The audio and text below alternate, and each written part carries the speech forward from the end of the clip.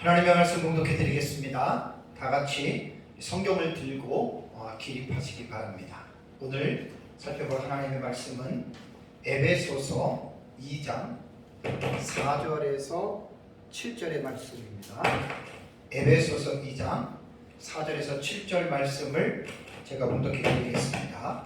이것은 하나님의 말씀입니다. 긍휼이 풍성하신 하나님이 우리를 사랑하신 그 큰 사랑을 인하여 허물로 죽은 우리를 그리스도와 함께 살리셨고 너희는 은혜로 구원을 받은 것이라. 또 함께 일으키사 그리스도 예수 안에서 함께 하늘에 앉히시니 이는 그리스도 예수 안에서 우리에게 자비하심으로써 그 은혜의 지극히 풍성함을 오는 여러 세대에 나타내려 하심이라. 아멘. 앉으시기 바랍니다. 오전에는 에베소서 2장 1절에서 3절의 말씀을 제가 설교했습니다. 그 2장 1절에 우리말 성경에는 그는 허물과 죄로 죽었던 너희를 살리셨도다라고 하는 완전한 문장으로 나오지만 헬라어 원문에는 불완전한 문장이라고 했습니다. 왜냐하면 2장 1절에는 주어와 동사가 나오지 않고 카이라고 하는 접속사와 너희를 이라고 하는 카이 휘마스, 그래서 목적어, 대격이에요. 그러니까 접속사와 목적어만 나오는 불완전한 문장이거든요. 그럼 허물들과 죄들로 죽었다라고 하는 것은 목적어인 너희를 설명해 주는 분사구문이에요. 그러니까 분사구문을 빼버리면 주어와 동사가 없는 그냥 목적어 하나만 덜렁 달려있는 문장이라고 하는 사실입니다. 그리고 카이라고 하는 접속사가 있기 때문에 2장 1절은 1장 23절이 끝난 게 아니고 1장 23절에서 지금 연결이 되는 거예요. 연결이 되는 거. 그래서 2장 1절을 완전한 문장으로 만들려면 주어와 동사를 가져와야 되는데 이 주어와 동사를 가져오는 방식이 두 가지가 있다고 했어요. 앞에 있는 문단에서 가지고 오는 방식을 아나포라 방식이라고 그랬고 뒤에 있는 문장에서 가지고 오는 것을 카타포라라고 했는데 이 카타포라 방식은 성경에 나오지 않는다고 그랬습니다. 그러니까 반드시 앞에 있는 문맥과 연결지어서 완전 문장으로 만들어야 되는데 우리말 성경에 그는 허물과 죄로 죽었던 너희를 살리셨다, 주어 그 동사 살리셨다를 집어넣고 완전 문장으로 만들었는데 이 완전 문장이 어디서 왔느냐? 카타포라 방식은 2장 4절과 5절, 또 오늘 설교하는 부분에서 나오는데 그것은 합당하지 않습니다. 그래서 아나포라 방식으로 본다면 1장 19절, 20절, 21절에 나옵니다. 여기서 주어 동사가 다 나와요. 그래서 19절에 그의 힘에 할 때 이스키오스 그 다음에 아우투 해가지고 바로 하나님의 힘, 하나님의 능력을 말을 하죠. 그러면서 그 능력으로 20절에는 그리스도를 죽은 자들 가운데서 다시 살리셨다. 이게 동사가 되는 거예요. 그래서 1장 19절 20절에서 주어와 동사를 가지고 2장 1절의 불완전한 문장을 하나님께서 허물과 죄로 죽었던 우리를 살리셨습니다 라고 만들어 놓고 뒤에 2장 4절 5절 카타포라 방식으로 가지고 오면은 능력이 안 나온다 그랬죠. 그러니까 1장 19절에 그의 힘의 위력으로 그 능력으로 그리스도를 살리셨다라고 하는 능력이 2장 1절에서 10절까지는 이 내용이 안 나옵니다. 당연히 1장 19절 20절 21절에 주어와 동사를 가지고 오면서 이스키오스라고 하는 하나님의 그 힘, 하나님의 능력, 그것이 그리스도를 살리시고 그 다음에 하늘로 올리우시고 이제 모든 만물에 뛰어난 이름을 줬다. 그 능력을 지금 강조하는 게 1장 그 19절에서 22절에 나오는 내용이에요. 그러니까 그 문맥에 관한 그 의미를 2장 1절은 그대로 가지고 연결하면서 카이라고 하는 종속 접속사로 2장 1절의 문장을 지금 이어가는 거예요. 제가 에베소서 1장을 설교할 때 여러 번 많이 말씀을 드렸잖아요. 관계 대명사라던가 접속사라던가 그 다음에 이제 이러한 어떤 그 앞에 있는 문단을 뒤에 것으로 연결시켜 주는 거 있잖아요. 그죠? 네. 요런 부분들을 잘 봐야 됩니다. 그래서 뭐 우리말 성경에는 뭐 이는 그다음에 이로 말미암아 뭐 그러므로라고 하는 요런 부분들 있잖아요. 그런 것들을 잘 봐서 성경을 읽을 때에는 앞에 있는 내용과의 연결점을 잘 이해하고 읽어야 됩니다. 오전에도 말씀을 드렸지만 2장의 그 8절과 9절에도 가르라고 하는 이유 접속사가 있어요. 근데 우리말 성경에는 없어요. 근데 헬라 원문에 보면은 8절에도 왜냐하면 너희는 그 은혜에 인하여 이걸 꼭 집어넣어야 되고 10절에도 왜냐하면 우리는 그가 만드신 바라 꼭 이유 접속사 가르가 들어가야 됩니다. 그래야지 문장을 읽을 때 이것이 이렇게 연결되고 이어지고 설명해 주는 것이고 부연해 주는 것이고 세부 묘사해 준다라고 하는 이런 부분을 여러분 알 수가 있는 거예요.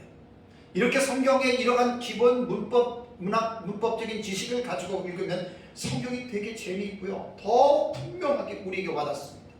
이러한 어떤 그 문법적인 기본적인 지식을 깡그리 무시해버리고 그냥 우리말 성경만을 가지고 그냥 읽어 내려가면 뭐 모른다는 말이 아니라 알 수가 있는데 이러한 미시문법적인 부분들을 번역 성경에서는 살릴 수가 없다라고 하는 말입니다. 그래서 여러분들이 잘 생각하고 에베소서를 계속해서 읽어나가기 바랍니다. 자, 2장 1절과 3절의 내용을 오전에 말씀을 드렸습니다. 에베소 교회 성도들이 예수님을 믿기 전에 그들이 모습이 어떠했느냐.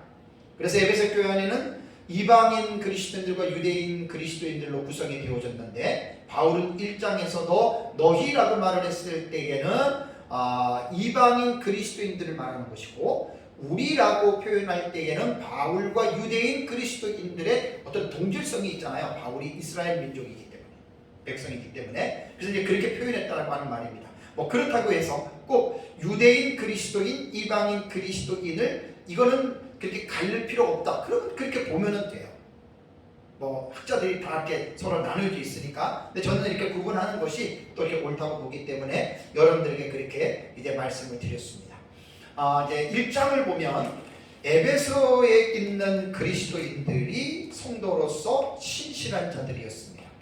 그들은 하늘에 속한 신령한 모든 복을 받은 자들이었고 창세전에 그리스도 안에서 선택을 받았고 1장 4절 하나님이 기쁘신 뜻 안에서 하나님의 아들들이 되도록 예정되었던 자들이라고 5절에 말을 했습니다.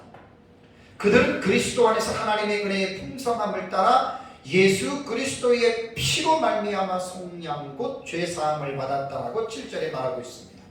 에베소 교회 성도들은 약속의 성령으로 인치심을 받고 하나님의 영광을 찬송하는 복된 삶을 살아가는 성도들이었다라고 1장 13절과 14절에 바울이 그들에게 말을 하고 있습니다. 자, 사도 바울은 그리스도 안에서 신실한 에베소 교회 성도들에게 예수 그리스도를 믿기 이전에 그들이 어떠한 사람들이었는지에 대해서 이제 상기시켜 주었죠.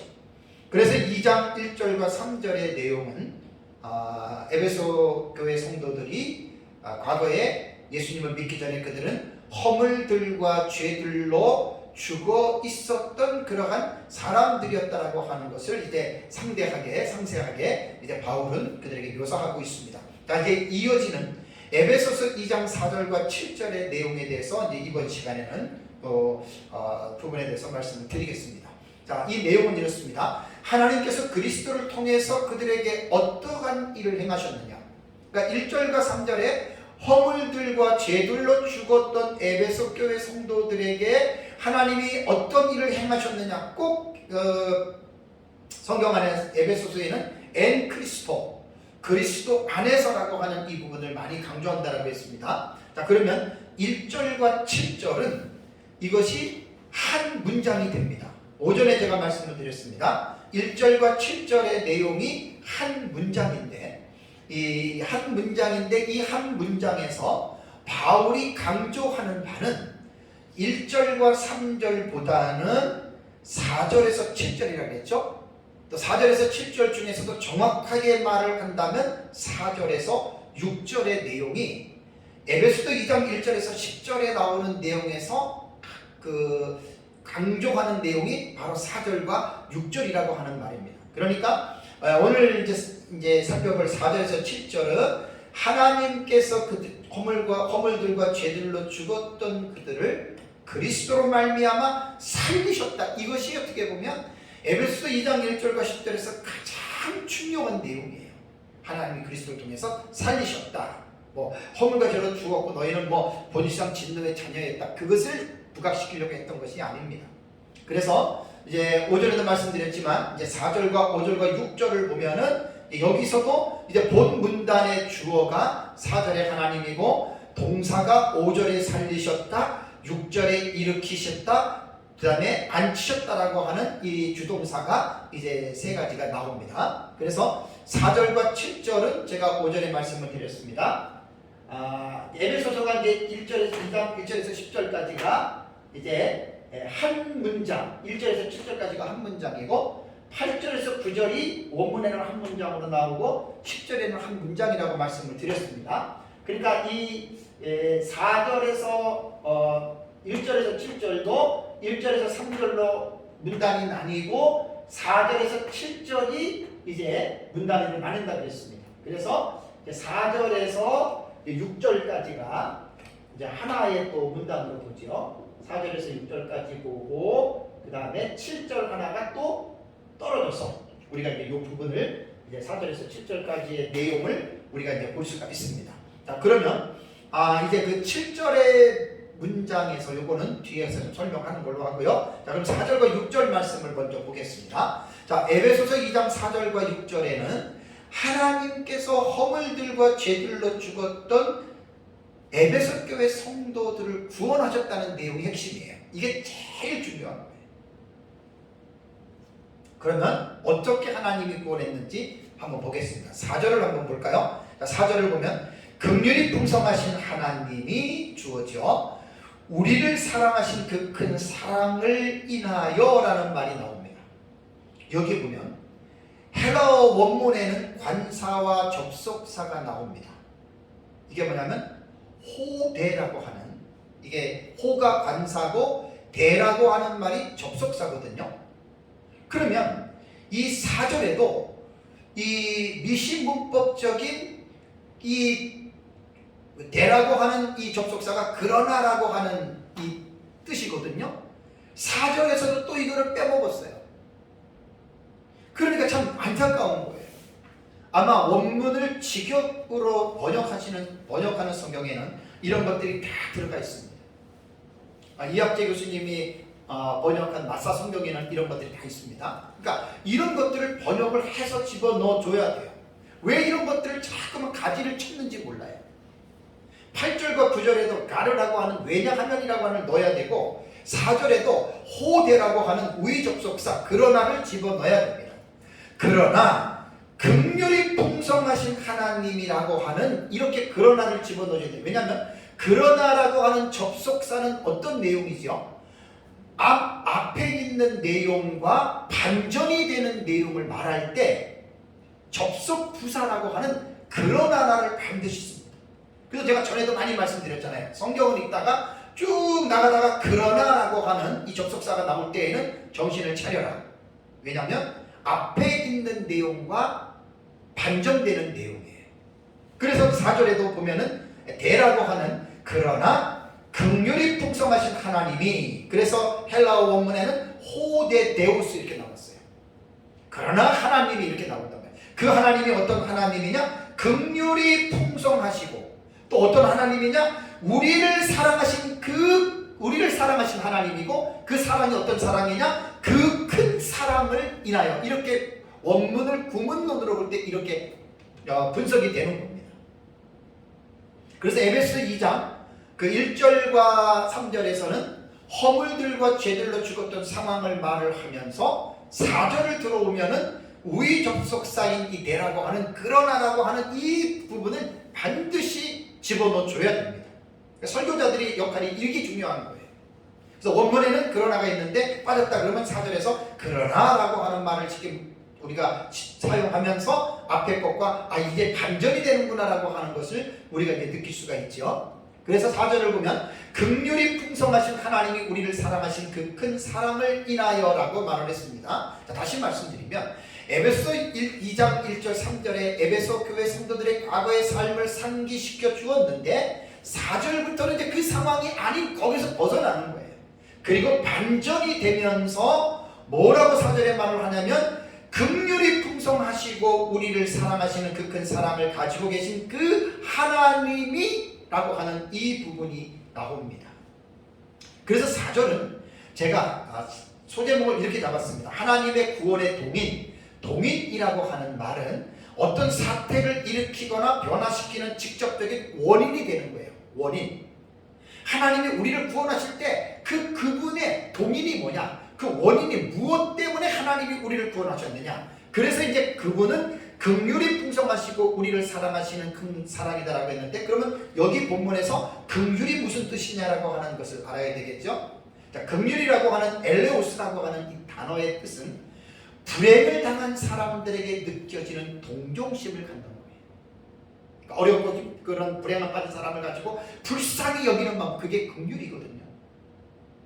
그러니까 1절에서 3절 단락에서 살펴본 것과 같이 에베소 교회 성도들이 믿기 전의 상태는 정말 허물들과 죄들로 죽었고 공중곳에 잡은 마귀를 따르면서 살았어요. 지금 똑같아요, 세상 사람들도. 근데 하나님의 마음에는 이 긍휼의 마음이 있기 때문에, 그것이 하나님의 사랑은 하나님의 속성의 본성이거든요. 이것을 가지고 하나님이 죄인들을 볼 때 긍휼의 마음이 있었다는 거예요. 오늘날도 똑같습니다. 믿지 않는 사람들에 대해서 하나님은 오늘날도 긍휼을 갖고 계시고 그 긍휼을 우리를 통해서 하나님은 전하기를 원하세요. 이게 전도입니다. 뭐 교회 부흥시키기 위해서 전도하는 게 아니고 이 긍휼의 마음, 큰 사랑의 그 아버지의 마음을 가지고 우리가 믿지 않는 사람들에게 다가가서 천국 복음을 전해서 그들로 하여금 그리스도 안으로, 교회 안으로 들어오도록 하는 것이 이게 전도입니다. 거기에 인간의 사심의 목적을 가지고 전도하는 것은 여러분 분명히 잘못된 겁니다. 그러면서 이제 그 하나님의 인간을 구원하시는 그 동인이 바로 긍휼과 사랑인데, 이제 5절을 볼까요? 어떻게 이제 그 구원을 하나님이 이루시는지 5절을 보시면, 허물로 죽은 우리를 그리스도와 함께 살리셨고 가로 열고 너희는 은혜로 구원을 받은 것이라 하고 가로를 닫았습니다. 자, 하나님의 구원이 어떻게 나타나느냐? 5절과 6절이 사실은 에베소 2장 1절과 10절의 가장 중요한 핵심 내용이 5절, 4절과 5절이에요. 4절과 6절이에요. 이 부분을 꼭 기억하시기 바랍니다. 자, 그러면 5절과 6절을 우리가 한번 전체적인 가장 중요한 부분을 우리가 본다면, 그리스도 예수 안에서라고 하는 전치사 구가 나오죠. 엔 그리스도예요. 예수 안에서라고 하는 전치사 구와 함께 세 가지의 동사가 곧 복합 동사라고 해요. 세 개의 동사를 설명하고 있는데, 함께 살리셨다, 그 다음에 6절에 함께 일으키셨다, 그 다음에 함께 앉히셨다. 그러니까 5, 6절에 기록된 이 세 가지의 복합 동사는 아까 말씀드린 대로 1장 19절 이하에 나오는 하나님의 능력으로 그리스도를 죽은 자 가운데서 살리셨지요, 그리고 일으키셨지요, 그리고 그리스도를 하늘로 올라가게 해서 하나님 보좌 우편에 앉히셨지요. 이것이 1장 19절에서 22절에 나오는 요 내용이 그대로 하나님은 허물들과 죄들로 죽었던 에베소에 있는 교인들에게 그대로 하나님이 적용하시고, 그러니까 예수 그리스도에 나타났던 그 능력이 바로 에베소 교회에 있는 그 성도들과 함께, 쉰이라고 하는 이 부사를 사용해서 함께라고 하는 이 단어로 지금 하나님이 연결해 가는 거예요. 여러분, 대단히 정말 이 부분은 신비한 부분입니다. 인간의 이성으로는 도저히 납득이 안 가는 이야기입니다. 여러분, 약 2000년 전에 예수 그리스도께서 십자가에서 죽으시고 살아나셨습니다. 부활했습니다. 하나님 능력이에요. 그리고 그분을 일으키셔서 하나님의 하늘로 승천하고 하나님 보좌 우편에 앉았죠. 우리 이거 믿어지죠, 그죠? 이거 안 믿어지는 사람은 없어요. 믿어져요. 근데 본문에서는 그게 뭐냐면 에베소 1장 19절에서 그 힘의 능력, 하나님의 능력이 그리스도를 그렇게 하셨다라고 하는 게 1장 19절 20절의 핵심이에요. 그러니까 그리스도가 잘나서 혼자 그렇게 된 게 아니라 성부 하나님의 능력으로 이스키오스 아우트예요. 그의 힘. 그래서 하나님의 능력으로 그리스도를 부활과 승천과 좌정을 하게 하셨는데 그게 그리스도의 능력인데 2장 1절에 나오는 성도들을 살리시고 일으키시고 앉히시는데 이 사건이 그리스도에게 똑같은 사건을 예수 그리스도를 믿은 성도들을 거기에 같이 집어넣는 거예요. 여러분 인간의 이성으로 이해가 됩니까? 어떻게 지금 살고 있는 우리가 2000년 전에 그리스도의 부활과 그리스도의 승천과 그리스도의 하나님 보좌 우편에 자정하신 것이 어떻게 지금 내가 거기에 쉰이라고 하는 함께 거기에 들어갈 수가 있겠습니까? 확실합니다. 맞습니다. 그러니까 너무너무 지금 신비한 부분이에요. 하나님이 우리를 구원하시는 그냥 살리셨다, 일으키셨다, 앉히셨다 그러면 그냥 이해가 되는데 함께라고 하는 쉰이라고 하는 부사를 집어넣어서 지금 이 동사 세 개를 복합 동사로 하나님이 쫙 지금 끌어가시는데 이거 웬만해서 이해하기 힘들어요. 하나님의 시간에 성령의 감동을 통해서 여기에 함께라고 하는 이 의미를 우리에게 정말 깊이 있게 깨닫게 되기를 저는 정말 간절히 기도합니다. 5절에 보니까 허물로 죽은 우리를 허물들과 죄들로 죽었잖아요. 그죠? 근데 어떻게 해요? 그리스도와 함께 살렸다는 거예요. 그럼 그리스도와 함께 살렸다. 우리가 예를 들어 지금 이 시점에서 예수 그리스도를 믿은 이 사건이 그럼 내가 예수 지금 믿었으니까 살아났다 이렇게 보는데 이 사건은 모티프가 어디냐면 2000년 전에 예수 그리스도께서 십자가에 죽으시고 부활하시는 글로 지금 연결을 시키는 거예요.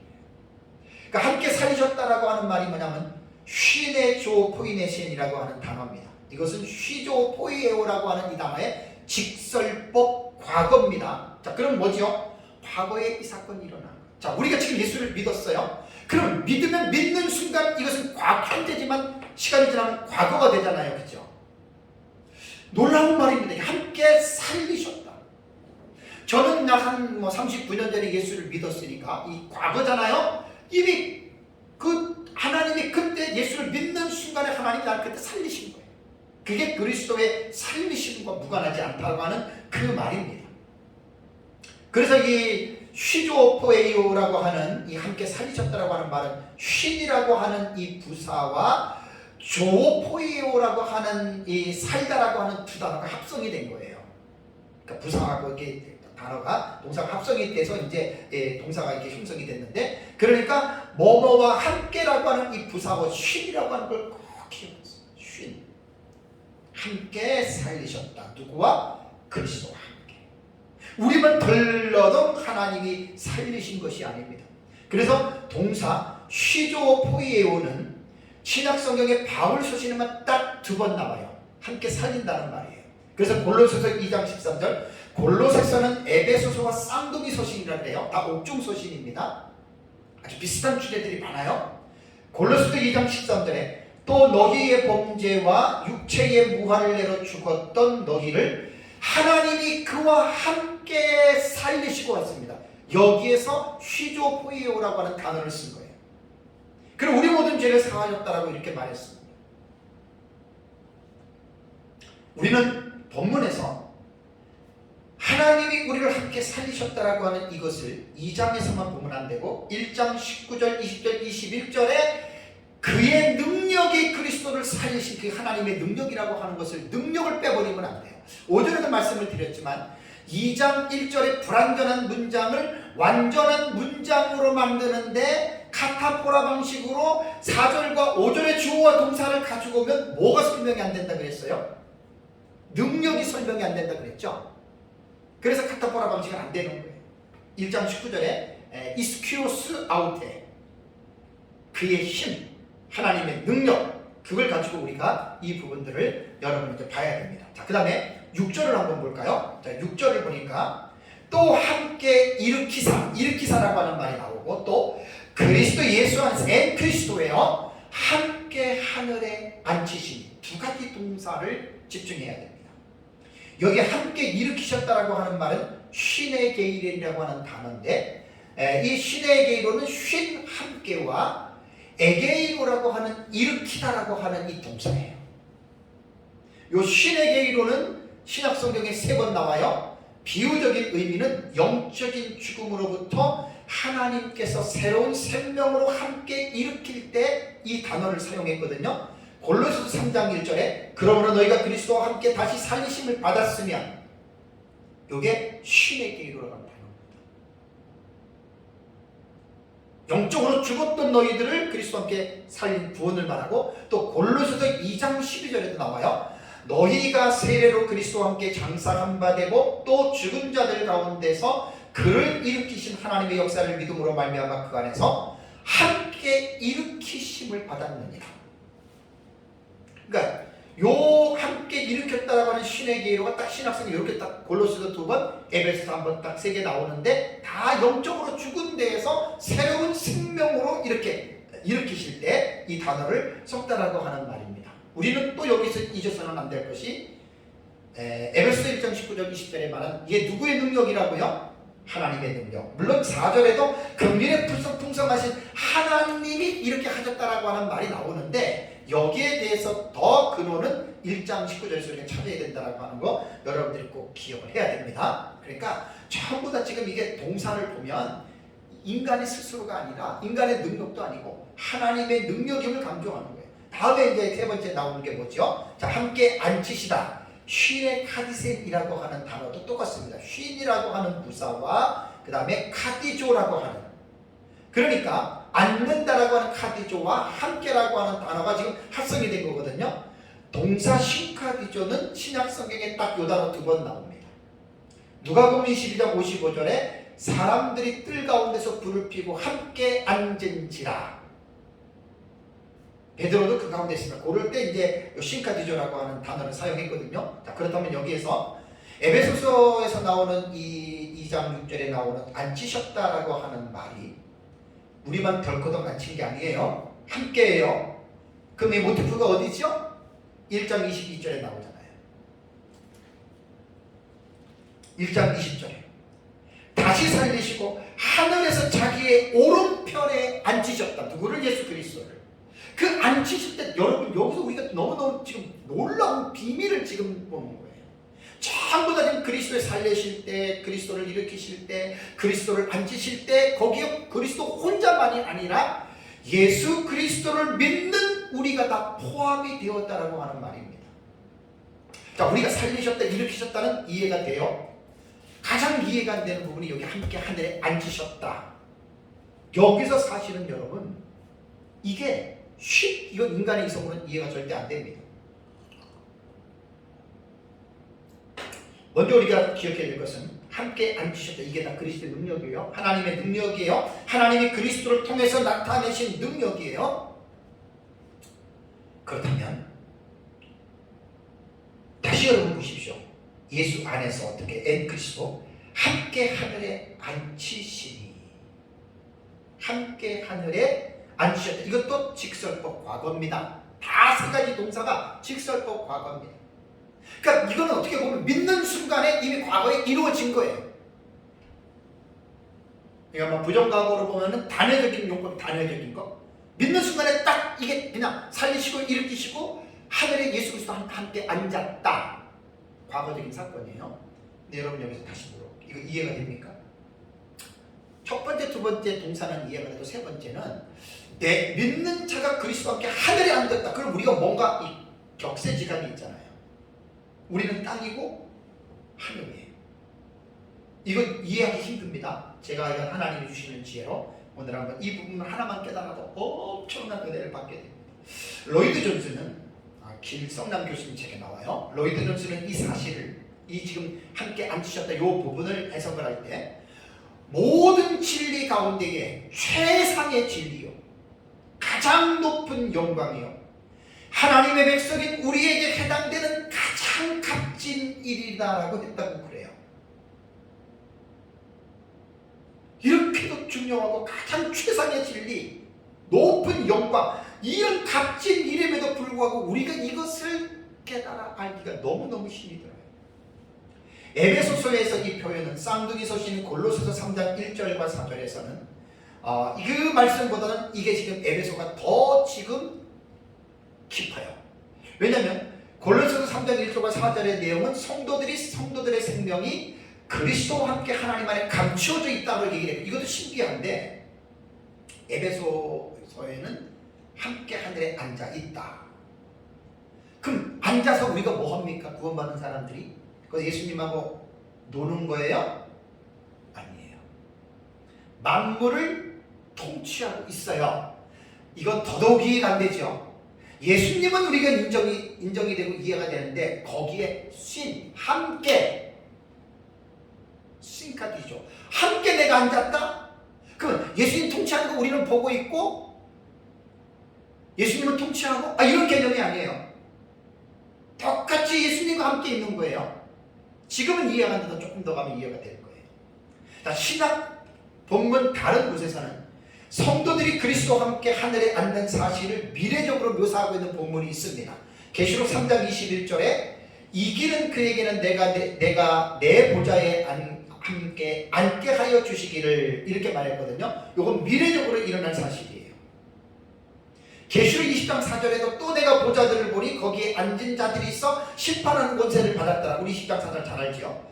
이것은 뭐냐면 예수님과 함께 보좌에 앉아 있는 상태는 여기서는 미래적인 사실을 말하는 거예요.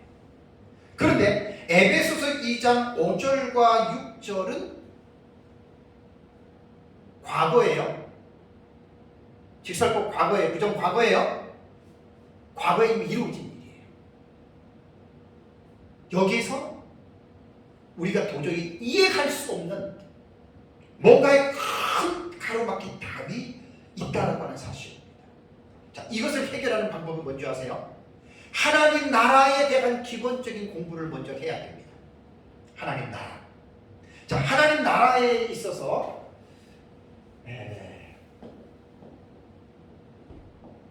하나님 나라는 몇 가지의 구성 요소들이 있어야 하나님의 나라가 여러분 우리가 이해할 수가 있습니다. 첫 번째는 뭐냐면 왕이 있어야 되고, 두 번째는 백성이 있어야 되고, 세 번째는 영토가 있어야 되고, 네 번째는 법률이 있어야 됩니다. 그 외에도 여러 가지 만들어 놓을 수 있어요. 가장 중요한 건 세 가지입니다. 왕이 누구냐면은 하나님이고, 백성은 성도고, 영토 부분이 문제입니다. 영토. 그럼 영토는 뭐냐? 이 부분이 이해하기가 힘들어요. 근데 이걸 분명하게 이해를 해야 함께 하늘에 앉혔다라고 하는 이 부분이 여러분 이해가 됩니다.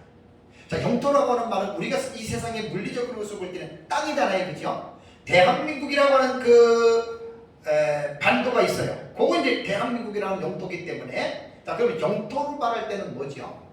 대한민국 땅이라고 할 때는 대한민국의 법이 지배를 받는 곳이 대한민국이에요. 만약에 대한민국을 벗어나서 북한으로 넘어갔어. 그럼 대한민국의 법이 적용이 돼요? 안 돼요? 안 되죠.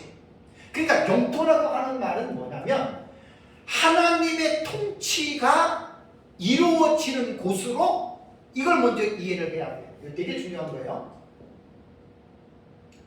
하나님의 통치가 이루어지는 곳, 이렇게 생각을 해야 하나님 나라의 영토에 대한 문제가 여러분 딱 이해가 됩니다. 대한민국의 영토 안에서는 대한민국의 법을 따라야 되듯이 하나님의 나라의 영토에서는 하나님의 법을 따르는 그곳이 어디든지 간에 하나님의 나라라고 하는 것, 영토를 기억해야 됩니다. 그래서 하나님의 나라는 두 가지의 시간적 의미가 있어요. 지난주에도 제가 설명했던 것 같은데, 현재에 임한 하나님의 나라, already, 다음에 그러나 but not yet. 이건 되게 중요한 거예요. 하나님의 나라는 이미 이루어졌지요. 현재성입니다. 하나님 나라의 현재성. 그러니까 믿는 자들에게 하나님의 나라가 현재 이미 이루어졌고, but not yet은 뭐냐면 미래성입니다. 미래적 하나님의 나라입니다. 이 구도는 되게 중요해요. 종말론을 제가 연구를 했기 때문에 항상 already but not yet, 이미 이루어졌지만 현재는 진행이고 앞으로는 완성된다. 이 에베소서 1장에서도 제가 하나님께서 하늘에 있는 것이나 땅에 있는 것이나 그리스도 안에서 통일되게 하는 경우도 already but not yet의 구도로 읽어야 되고요. 또 1장 23절에 교회는 그의 몸이니 만물에서 만물을 충만하게 하시는 이의 충만함도 already but not yet의 개념으로 읽어야 돼요. 하나님의 나라도 마찬가지고 이게 되게 지금 중요한 부분입니다. 그래서 우리는 현재에 임한 하나님의 나라와 미래에 완성될 하나님의 나라인데, 미래에 완성될 하나님의 나라는 제가 말하지 않겠습니다, 시간상. 왜냐하면 우리가 이제 완성되는 하나님의 나라니까 예수님 재림 이후에 천연왕국이 끝나고 이제 완성되는 천국에 들어가는 거니까 이제 그것은 분명하게 알고 있어야 되고, 우리가 가장 지금 이해하기 힘든 부분이 현재에 임한 하나님의 나라입니다. already입니다. 자, 한국교회 우리 믿음의 선진들은 하나님의 나라에 대한 견해는 죽어서 가야 할 천국에 대한 믿음이 강하였죠.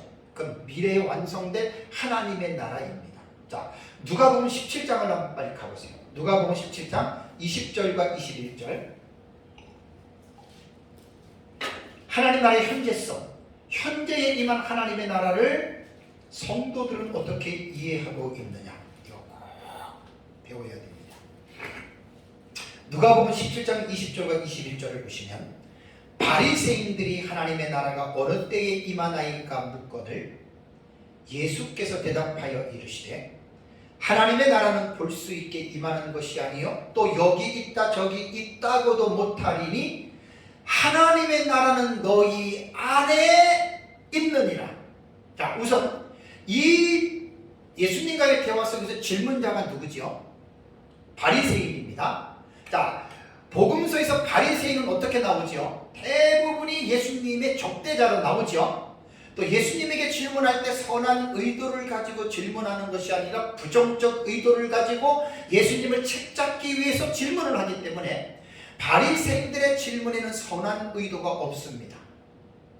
아주 안 좋은 의도만 그 안에 중심에 자리 잡고 있거든요. 그러니까 하나님의 나라가 어느 때에 임하나이까라고 하는 이 질문 자체도 그 질문 속에 예수님을 책잡으려고 하는 그러한 의미가 이 질문에 담겨 있다라고 하는 것을 우리는 알아야 됩니다. 여기 보면 예수님은 하나님의 나라는 여기 있다 저기 있다고도 못하리니 하나님의 나라는 너희 안에 있다.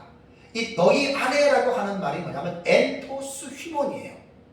휘몬은 너희라고 하는 목수고 엔토스는 안에라고 하는 뜻이거든요. 여기서 엔토스라고 하는 뜻은 안이라고 하는 말은 뭐 within, 영어는 within이라고 되고 또 내부 하면 inside 혹은 가운데 그러면 among으로도 이렇게 번역이 되거든요. 제가 전에 여러분들한테 이렇게 설교할 때 제가 사용을 했습니다. 하나님 나라가 너희 안에 있다라고 하는 말은 꼭 우리 이 사람들 마음속에 있는 게 아니고 믿는 자들 가운데 있다라고 했는데 이거 요번에 또 공부하다 보니까 좀 틀린 개념이에요. 왜 틀리냐면 하나님의 나라가 너희 한가운데 혹은 또 너희들 중에 혹은 너희 안에 임하였다라고 하는 말은 이 누가복음 17장 20절 21절을 해석할 때에는 왜 틀려요? 지금 예수님께서 말하는 대상이 누구죠? 바리새인들이죠. 이들 구원받았다고 볼 수 없어요. 예수님을 책잡으러 왔는데 믿지 않는 자들 속에 하나님의 나라가 임합니까? 믿지 않는 자들 모임에 그 가운데 하나님의 나라가 임합니까? 아니죠. 그러니까 누가복음 17장 20절과 21절을 해석할 때에는 엔토스 휘몬이라고 하는 너희 안에는 바리새인들 가운데라든가 사이라든가 그들 안에 이렇게 해석을 하면 안 됩니다. 그래서 여기에서 너희 안에라고 하는 엔토스는 하나님의 왕국의 세력과 권위와 효력의 범위를 나타내는 것으로 이 단어를 해석해야 돼요. 그래서 제가 조금 전에 말했잖아요. 영토를 말할 때에는 하나님의 통치가 이루어지는 그 곳이 바로 하나님의 나라의 영토다. 조금 이해가 되시죠? 그러니까 믿지 않는 자들에게는 하나님이 그 안에 없어요. 그죠? 그러니까 믿지 않는 자들에게 하나님의 통치가 이루어집니까? 안 이루어집니다. 그러니까 바리새인들 같은 경우는 예수님을 안 믿는데 하나님의 나라가 될 수가 없는 거예요. 그러니까 거기는 제거가 되는 거예요.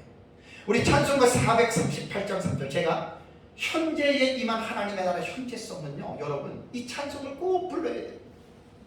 찬송가 438장 3절을 한번 펴보세요. 우리 한번 불러봅시다. 뜻을 생각하면서. 그냥 부르는 게 아니라 높은 산이 거친 들이 초막이나 궁궐이나 내 주 예수 모신 곳이 그 어디나 하늘나라 할렐루야 찬양하세 내 모든 죄 사함받고 주 예수와 동행하니 그 어디나 하늘나라.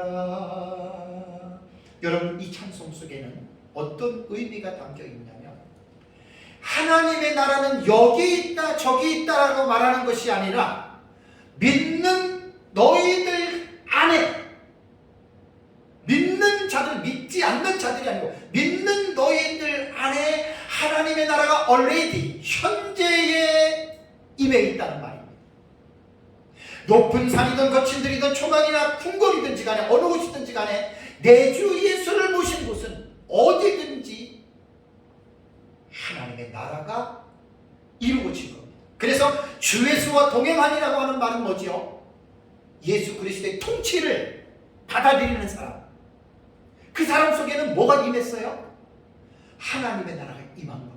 이것이 하나님의 나라의 현재성입니다.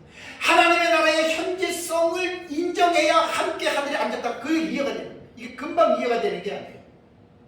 에베소서 3장 17절 한번 볼까요? 에베소서 3장 17절에 하나님의 나라는 예수 그리스도의 믿을 때에 즉시 이루어지는데 에베소서 3장 17절에 믿음으로 말미암아 그리스도께서 너희 안에 계시게 하옵시고, 그리스도가 계신 곳이 하나님의 나라고 그 그리스도가 통치에 순응한 곳이 하나님의 나라의 영역이거든요.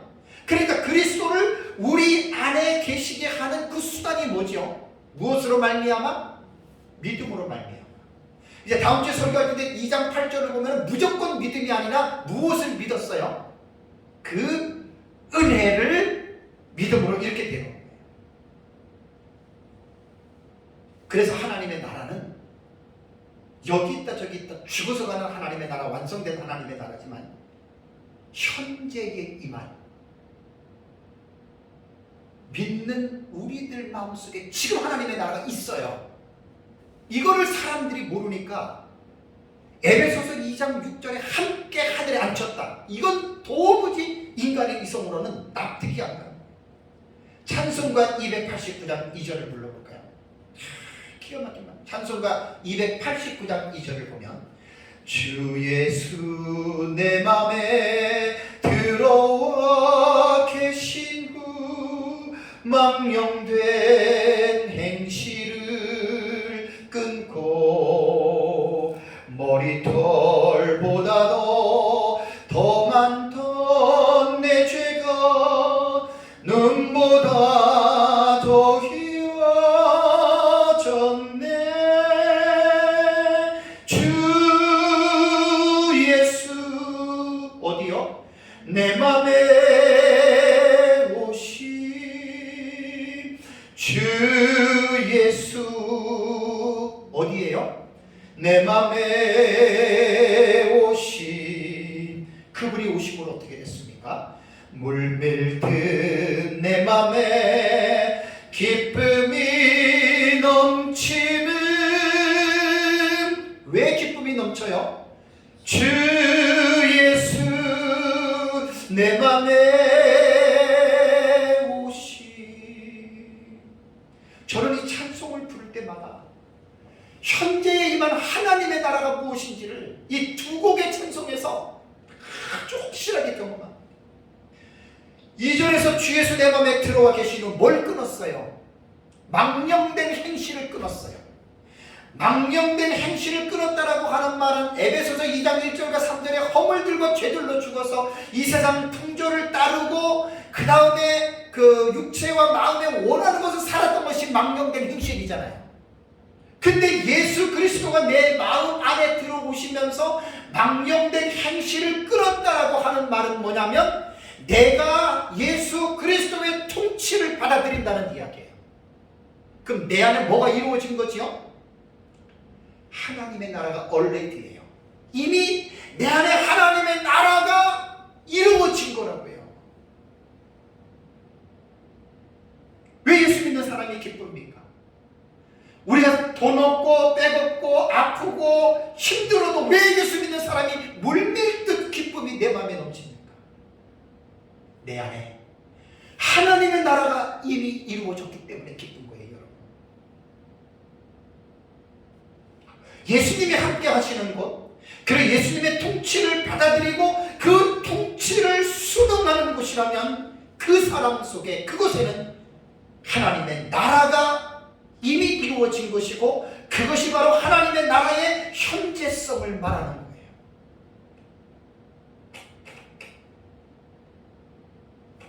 다시 한번 에베소 2장 6절을 보겠습니다. 자, 이러한 선지식을 가지고 에베소 2장에 그리스도 예수 안에서 뭐라고요?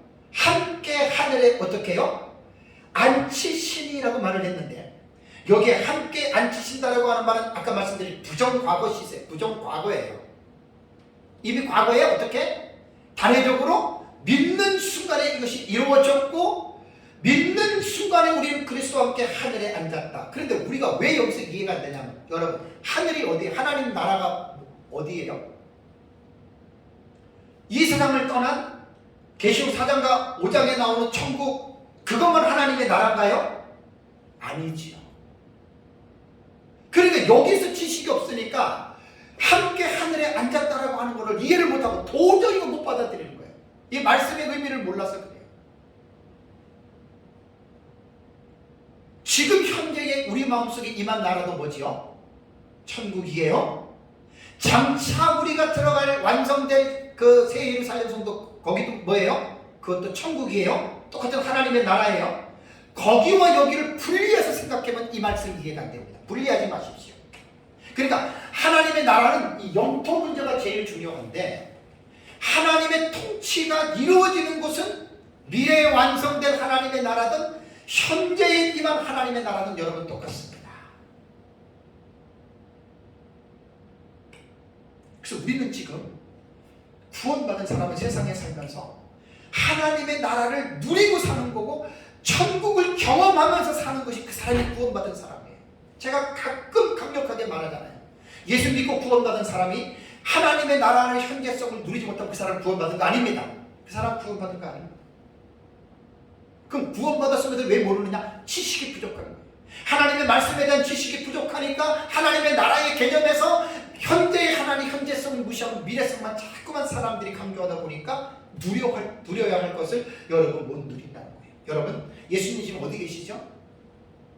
우리 안에 계세요. 계시록 보면 예수 삼위일체 하나님 어디에 계세요? 천국 성전에 계세요. 거기와 지금 우리 마음과 다른 곳인가요? 아니에요. 똑같은 하나님의 나라예요. 예수님이 내 마음에서 지금 한쪽 마음의 구덩이에 쪼그리고 예수님 앉아 계십니까? 내 마음의 중심의 보좌에 그분이 앉아 계세요. 예수님만 앉아 있나요? 삼위일체 하나님이 다 앉아 있는 거예요. 왜? 내 마음이 우리가 하나님의 나라가 이루어졌다면 당연히 우리의 마음의 보좌에 믿는 자들 심령 속에 성자 예수 그리스도를 좌정하고 계세요. 거기에 성부 하나님도 계세요. 우리 마음 안에. 이 놀라운 비밀입니다.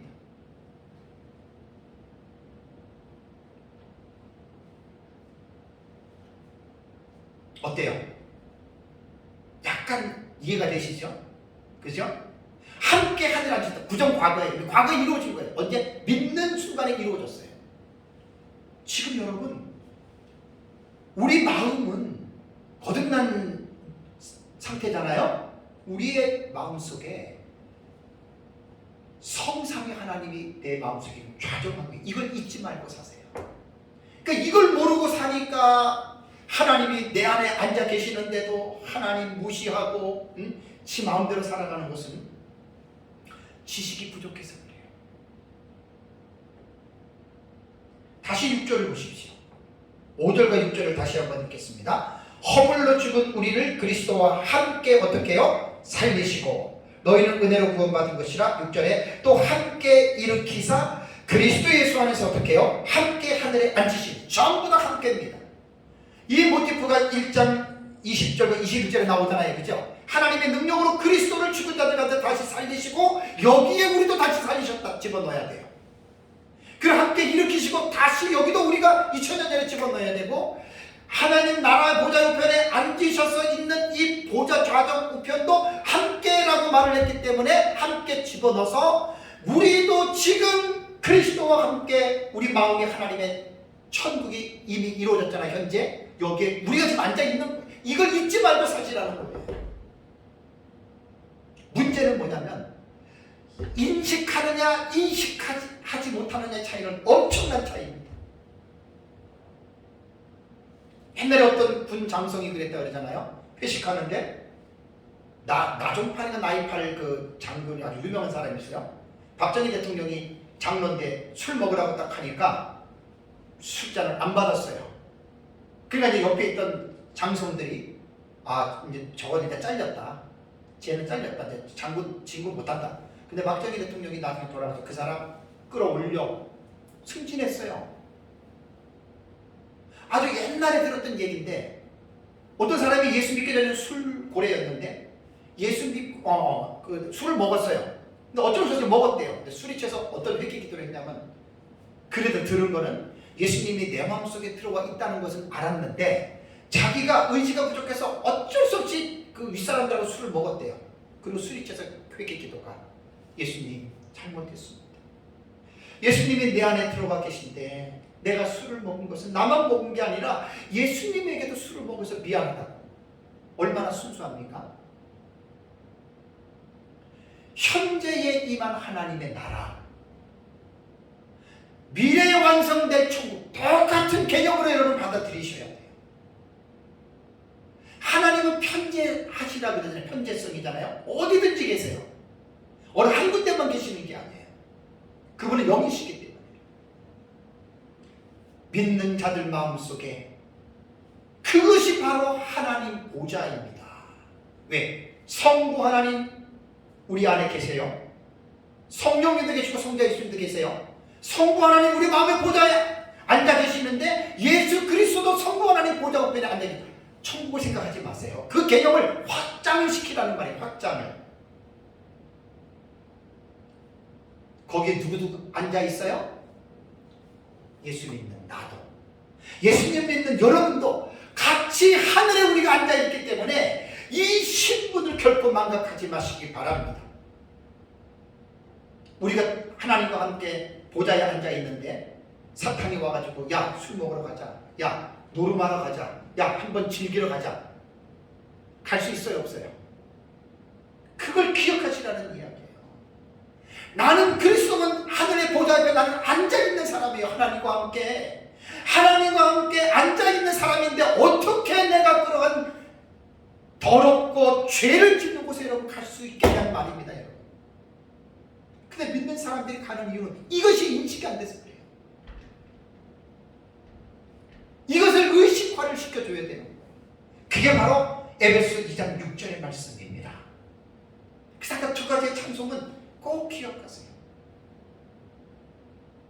높은 산이 거친 데나 초막이나 궁궐이나 예수님 계시면 그게 천국입니다. 현재 임한 하나님의 나라입니다. 예수님 내 마음속에 들어와 계셔서 망령된 행실을 끌었다라고 하는 말은 내 안에서 하나님의 통치를 내가 받아들여서 내가 하나님 나라의 영토가 내가 들어간 영토가 되는 거예요. 잊지 마시기 바랍니다. 그러니까 이게 이해가 안 돼도 믿으셔요. 나는 그리스도 예수께서 하나님 나라에 앉아있다. 그 하나님의 나라가 현재 임한 내 마음속에 이루는 겁니다. 마지막으로 7절을 한번 보겠습니다. 7절을 보면 이는 그리스도 예수 안에서 우리에게 자기 하심으로써 그 은혜의 지극히 풍성함을 오는 여러 세대에 나타내려 하시니라. 아까 말씀을 드릴 때 1절에서 7절의 내용은 1절과 3절, 4절에서 7절의 내용이 두 가지의 내용으로 나누어진다고 했어요. 그죠? 그리고 4절과 7절은 또 두 가지로 나누어지는데 4절과 6절로 나누어지고 7절 하나가 딱 독립적으로 나누어진다고 했습니다. 그렇다면 여기에서 7절의 위치는 어떻게 되냐면 아까 제가 말씀드렸잖아요. 7절 맨 앞에 히브리어 원문을 보면은 신하라고 하는 종속 접속사가 나와요. 그러니까 여러분 7절을 보시면 또 함께해서 하늘에 앉히시니 라고 말을 하면서 7절의 원문에는 신하가 나올 때는 7절의 말씀은 어디예요? 4절과 5절에 어떻게 됐다고요? 종속됐다는 거예요. 그러니까 우리말 성경은 또 말씀을 드리지만 이러한 미시문법적인 것들을 살리지를 못했어요. 2장 1절에도 불완전한 문장을 완전 문장으로 만들어 놓고 이 완전 문장이 어디서 온지도 밝혀놓지도 않고, 그 다음에 8절과 9절도 가르라고 하는 이유 접속사를 집어넣어서 왜냐하면이라고 하는 이것이 분명히 헬라의 원문에는 이렇게 읽어라라고 가르라고 하는 접속사를 넣었는데 지금 7절에도 신하라고 하는 종속 접속사가 들어가 있어요. 원래 이 신하라고 하는 이 신하 그 구문은요, 뭐뭐 하려 하심이라. 그래서 7절을 보면은 여러 세대를 나타내려 하심이라 그랬잖아요. 그죠? 그래서 우리 7절에는 이는이라는 말을 사실 신하의 의미를 넣기는 했어요. 그래서 이런 부분을 제가 잘 보시라고 그랬잖아요. 7절은 사실 넣은 거죠. 이는 뭐뭐 하려 하심이라. 그죠? 7절은 넣은 걸로 보시면 됩니다. 제가 조금 전에 말을 안 넣은 것인데 넣은 겁니다. 그러니까 7절은 뭐냐면 4절과 6절에 언급한 구원은, 다시 정리하면 긍휼에 풍성하신 하나님인데 사랑을 갖고 있는데 어떤 사람 큰 사랑을 가지고 있으셔서 허물과 죽었던 에베소 교회 성도들을 불쌍히 여기셔서 긍휼이 많으니까 그리스도와 함께 그를 살리셨어요. 그리고 그리스도와 함께 일으키시고 그리스도와 함께 하늘에 앉히셨어요. 요 모티프가 1장 19절 21절에 나오는 기가 막힌 사실. 이게 내가 아까 요 절에 들어갈 때 그랬잖아요. 이게 인간의 이성으로는 이해가 안 되는데 성경은 뭐라고요? 이걸 말하고 있잖아요. 그래서 우리 여러분 이걸 믿으신다고요. 나는 그리스도와 함께 지금 하나님 나라에 앉아 있어요. 여러분의 신분이 얼마나 여러분이 귀한 줄 아십니까? 와, 말로 형용할 수 없습니다. 엄청난, 우리는 하나님의 아들입니다. 우리는 왕의 자녀이기 때문에 왕자와 공주라는 말입니다.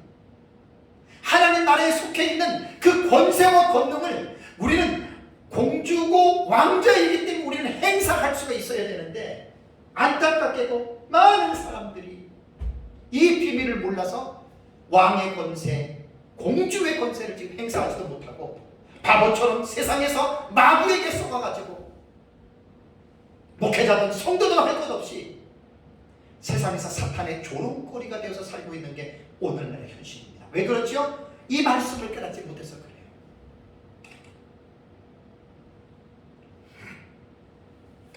(7절에서) 중요한 것은 그리스도 예수 안에서 엔 그리스도 우리에게 자비하심으로써 그 은혜가 중요한 거예요. 은혜라고 하는 카리스는 제가 지난번에도 말씀을 드렸잖아요. 지난주에도 죄인을 구원하신 데 있어서 은혜라고 하는 말은 값없이 주시는 하나님의 선물입니다. 이걸 이제 다음 주에 8절과 9절 10절을 자세히 제가 설명하겠습니다. 값없이 주어지는 이 은혜 선물이라고 해서 그 은혜가 결코 값싼 것이냐? 여러분 어떻게 생각합니까? 혹자는 구원을 공짜로 받는다고 말하기 때문에 마치 우리가 구원받은 것은 헐값으로 주어지는 어떤 싸구려식으로 생각하는 사람이 있습니다.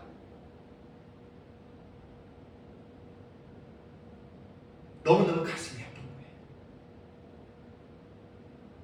값없이 주어졌다고 해서 공짜의 개념으로 생각하면 절대로 안 됩니다. 왜냐하면 우리에게 값없는 은혜를 베푸시기 위해서 그 과정에서 하나님은 어떤 일을 하셨냐면 가장 값비싼 대가를 지불하셨습니다. 그것이 독생자 예수 그리스도를 세상에 보내셔서 죄인들을 대신해서 십자가에서 저주의 죽음을 당하게 하신 게 하나님이 우리에게 값없이 주시는 그 은혜를 그렇게 하나님은 값을 치렀다는 거예요. 여러분, 어떻게 그것이 값싼 것이라고 할 수 있겠습니까? 어떤 사람들이 한 몇백억 나가는 그 다이아몬드를 나한테 줬다고 해서 공짜로 받았다고 해서 그것이 여러분 하찮은 것입니까? 아니죠. 우리는 값없이 받았지만 하나님으로서는 가장 귀한 값을 지불하면서 우리에게 주신 것이 은혜라고 하는 것을 기억해야 됩니다. 트리 본헤퍼는 말하기를 은혜를 값싸게 보는 우리의 견해는 교회의 대원수임을 알아야 한다라고 이렇게 말을 했습니다. 여러분, 은혜는 결코 값싼 것이 아닙니다. 그 은혜의 지극히 풍성함을 오는 여러 세대에 나타내게 하는 이 은혜는 우리가 거저받았다고 결코 값싼 것이 아니라 정말로 값비싼 겁니다. 제가 설교 마지막을 준비하면서 오늘 아침에 원고를 최종 정리를 하면서 이 부분에 인사이트가 와서 적어놓은 게 마태복음 26장 이후를 보시면 가룟 유다가 예수님을 배신하는 장면이 나옵니다.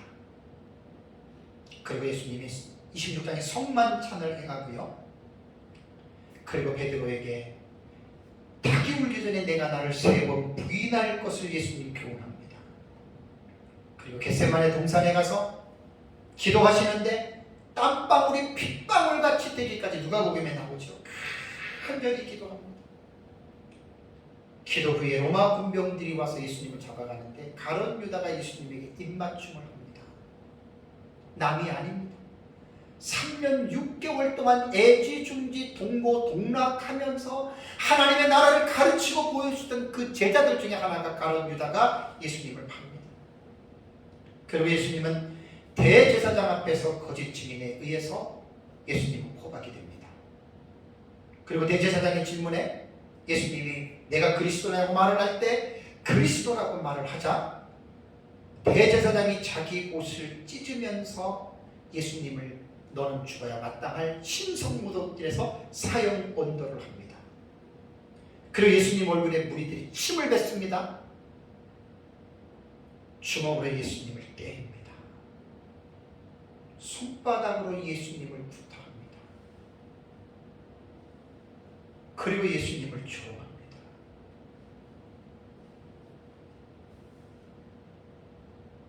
하나님의 아들이 이 세상에 오셔서 죄인들에게 당하는 이 수는 말로 형용할 수 없는 그런 치욕을 예수님이 당하신 것입니다. 그리고 12제자 중 수제자로 불리는 베드로가 예수님 예언대로 예수님을 3번 부인합니다. 그것도 저주하면서 내가 저 사람을 모른다. 알면은 내가 저주를 받아도 당연하다. 예수님 앞에서. 그리고 닭이 울지요. 가장 믿었던 제자들에게까지 버림을 받는 순간 육신을 입은 사람들에게서는 가장 뼈아픈 일이라고 생각이 됩니다.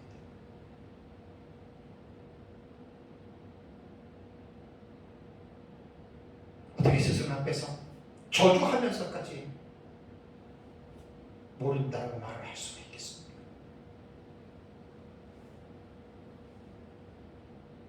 그리고 예수님은 빌라도 총독에게 가서 신문을 받으십니다. 마태복음을 보면 사복음서에 보면 하룻밤 사이에 3군데를 갑니다. 대제사장, 빌라도, 또 공회 이렇게 해가지고 3군데를 밤에 예수님이 다니십니다. 그리고 빌라도가 최종적으로 십자가형을 언도하지요. 로마 군병들이 예수님의 옷을 벗깁니다. 홍포를 입힙니다. 가시관을 엮어서 그 머리에 씌우고 갈대를 오른손에 들리우게 하고 유대인의 왕이여 하면서 그 앞에서 무릎을 꿇고 예수님을 희롱합니다. 그리고 예수님에게 그들은 얼굴에 침을 뱉습니다. 그리고 갈대를 빼앗아서 예수님의 머리를 치면서 조롱합니다. 그 후에 예수님은 엄청난 무게가 나가는 나무 십자가를 지고 골고다 언덕을 걸어서 올라갑니다.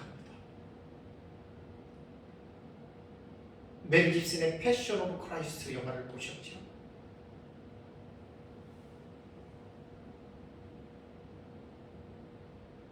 채찍을 맞으면서 십자가를 지고 쓰러지면 또 때리고 쓰러지면 또 때리고 아리마대 요셉이 나타나서 대신 십자가를 지어줍니다. 그리고 예수님은 골고다 언덕에서 자기가 치고 갔던 십자가에서 두 손과 두 발에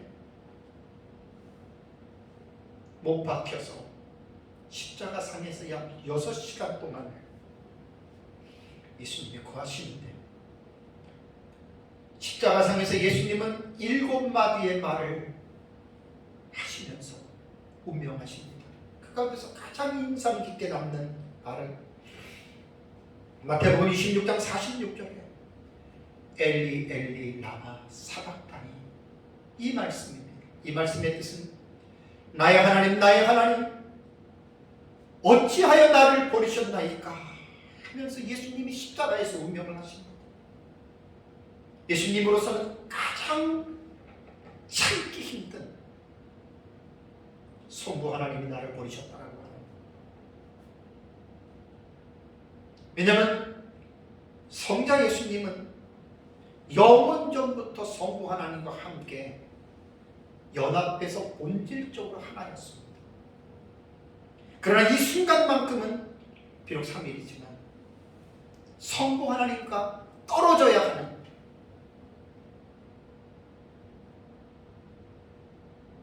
가장 이 부분이 예수님으로서는 견디기가 힘든 그런 표현이 아니었나라는 생각을 합니다. 하나님께서 우리에게 베푸신 구원의 은혜가 비록 값없이 주어진 카리스라고 하는 선물이라고 하지만 그 은혜를 수여하는 과정을 보면